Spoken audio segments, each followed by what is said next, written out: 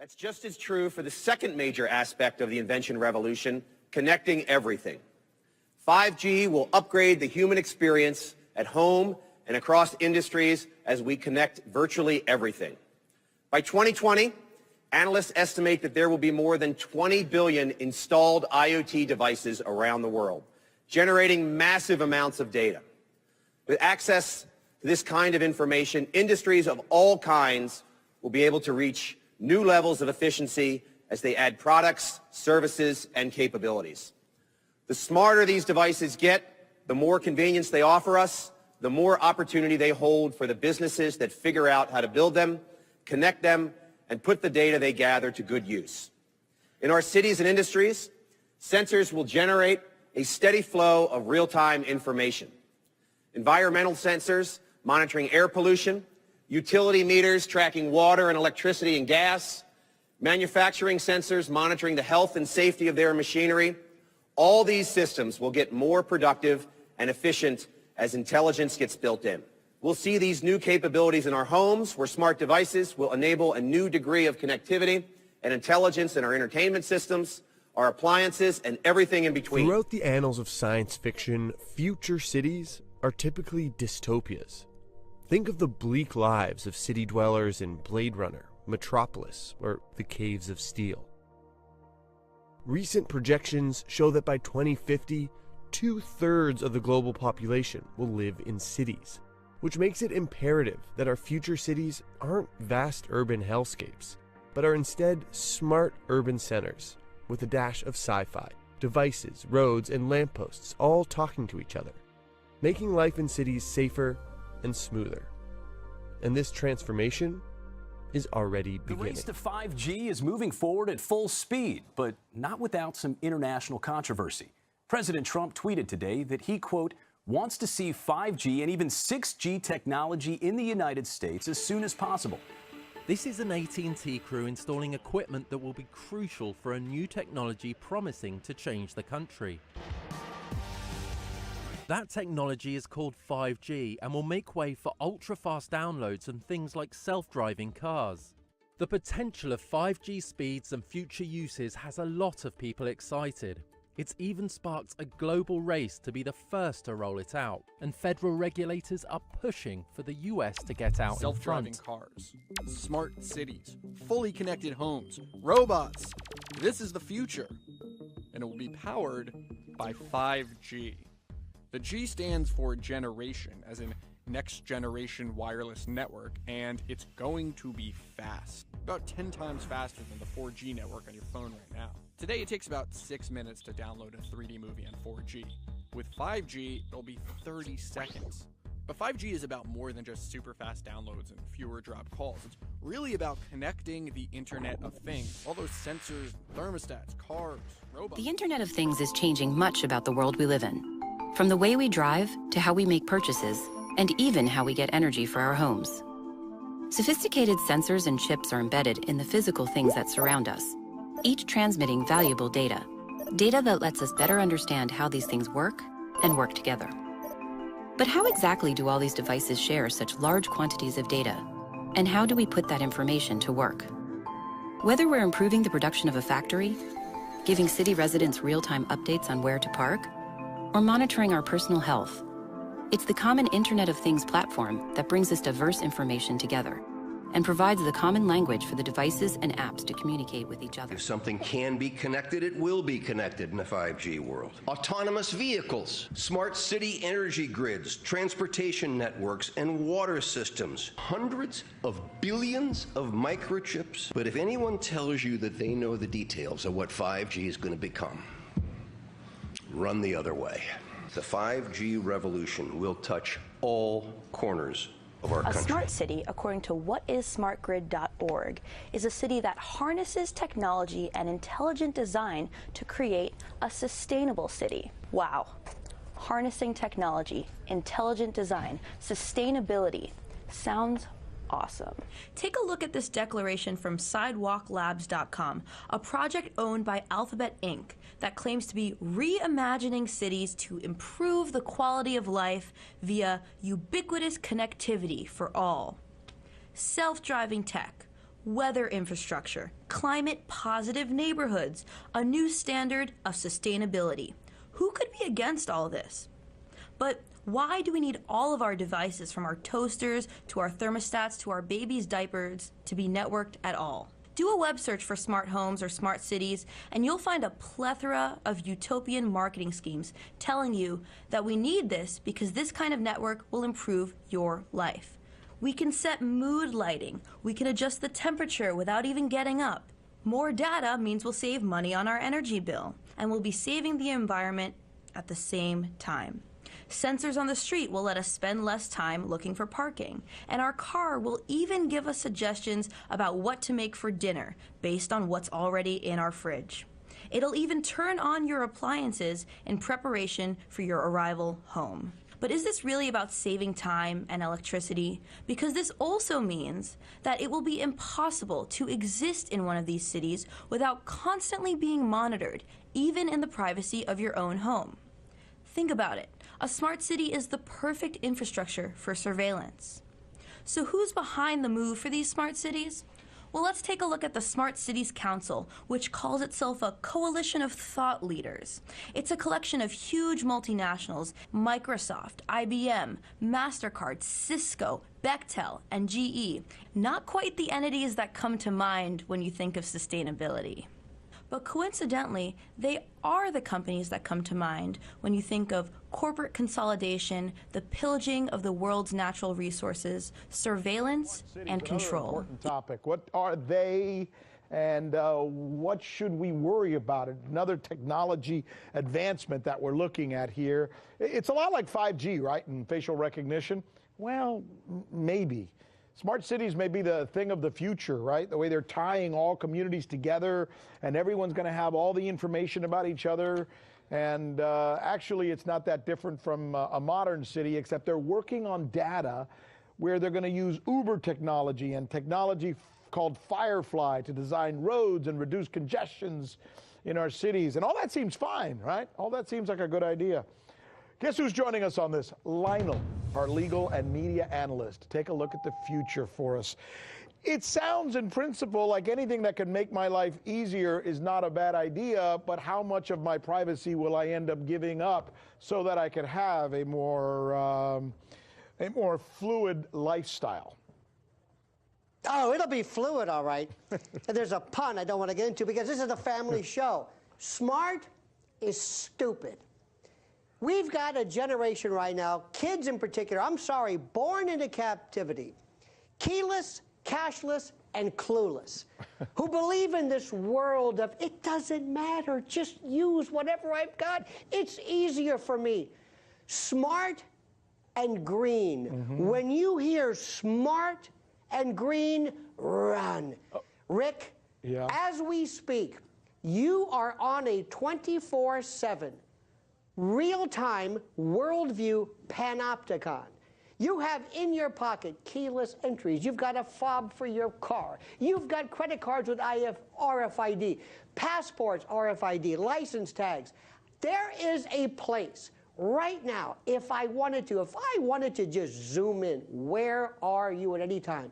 That's where you are. And kids today with this idea of, I want you to know what I'm doing, know my energy usage, it was a great piece on facial recognition, all my biometrics. We're so bad, people are sending in DNA to believe this nonsense. And, hey, guess what? I'm part Norwegian. Oh, it's over with. Well, let me be that kid that you're describing and come back at you a little bit. Okay, so what? I mean, it's your choice. Well, that's the point. You guys from your generation who read 1984 and Brave New World and all that think that somehow new technology means the end of civilization. Yes. For me, it means I get to be a little more comfortable and do things I wouldn't normally do. What do you say to me now, Lionel?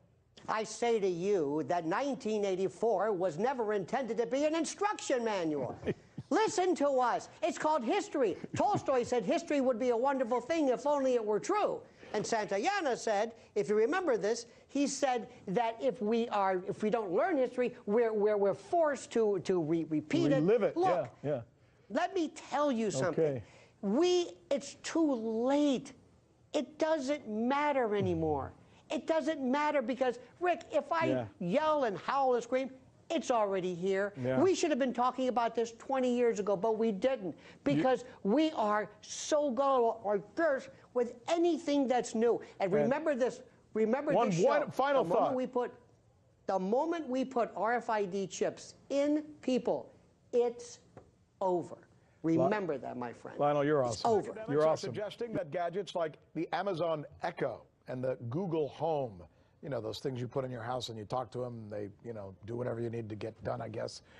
But they say that they should be enhanced with ethical software. They want it to have a morality feature. It could, for example, report the illegal activity of its owners to the police. For more on this, sorry, I didn't mean that reaction. That was supposed to be an inside thought, not an outside thought. For more on this, we're going now to our NRS correspondent, Michelle Greenstein.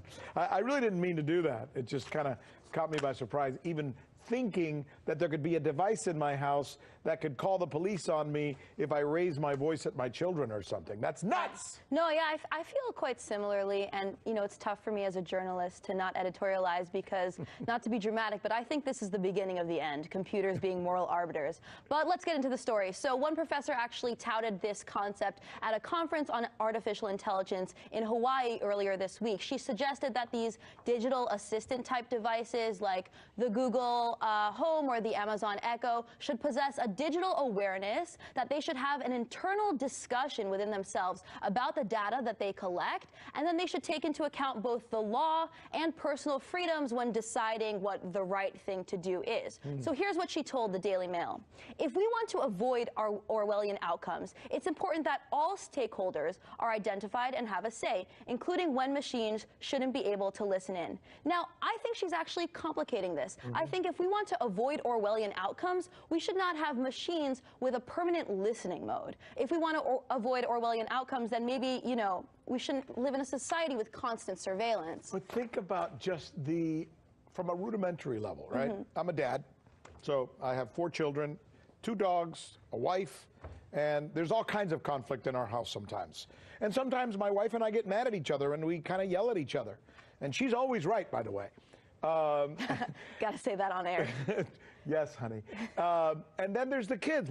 I'm a dad. We're playing all the time. We play these games where I'm the bad guy and I'm gonna kill you. I'm playing, right? Play acting. Right. Could you imagine if I said that to one of my kids and suddenly there's a knock at the door, knock, knock, knock, woo, woo, woo, woo. The police have arrived. Right, because of something you were joking about. Something I was joking about. But even further than that, let's say you were actually going to kill someone.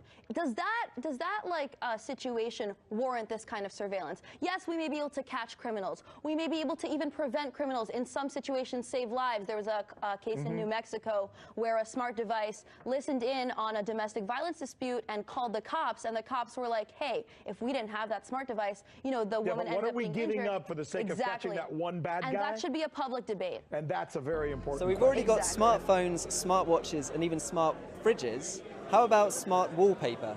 A team at Nanyang University have developed just that. Can you tell us more about this and what it does? Essentially, we can print full complex electronic circuits on any substrate, including paper, aluminum, plastic film. So in the case of a wallpaper, we can print smart electronics on the wallpaper. For instance, what we are trying to do is to print an array of microphones so that the microphone can pick up specific speakers. So for an elderly person, the easiest way to interact with a computer is by voice. And the easiest way is to talk naturally. So you talk to the wall, and the wall we can print loudspeakers, and the loudspeakers it can talk back to you.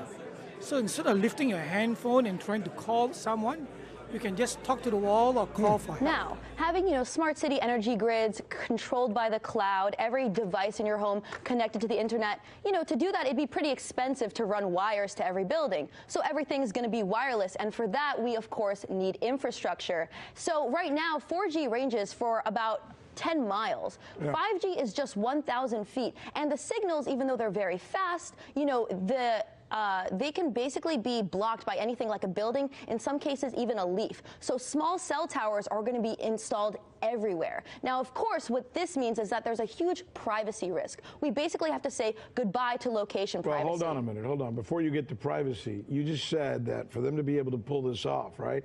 The only way they can do it is to have all these things transmitting all around us. I mean, it's like what?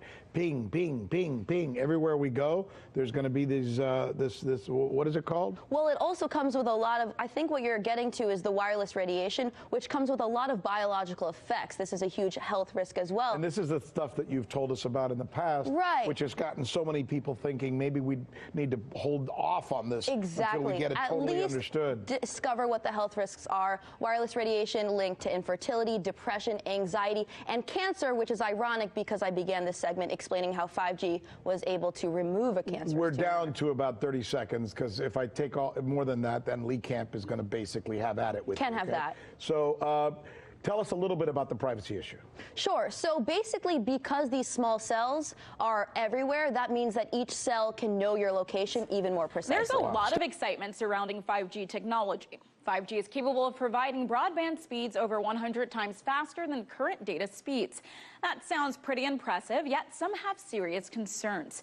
Many activists are saying the rollout of 5G is a massive health experiment, which could become a global catastrophe. Author Robert Furstenberg, a well-known advocate for stopping the development of 5G networks here in the U.S. and internationally, says this network could cause cancer in humans and wildlife. Furstenberg is petitioning the World Health Organization, the UN, and the EU to urgently halt the development of 5G. So far, the petition has garnered over 40,000 signatures, stating the deployment of 5G constitutes an experiment on humanity and the environment that is defined as a crime under international law. Furstenberg told the Daily Star, quote, "This could become a global catastrophe." When the first satellites were launched in the late 1990s for mobile phones. On the day they were launched, people sensitive to these things got very sick. The mortality rate rose in the U.S. by 5 to 10%. Furstenberg says he even developed a condition known as electromagnetic hypersensitivity, which includes symptoms like amnesia and tremors.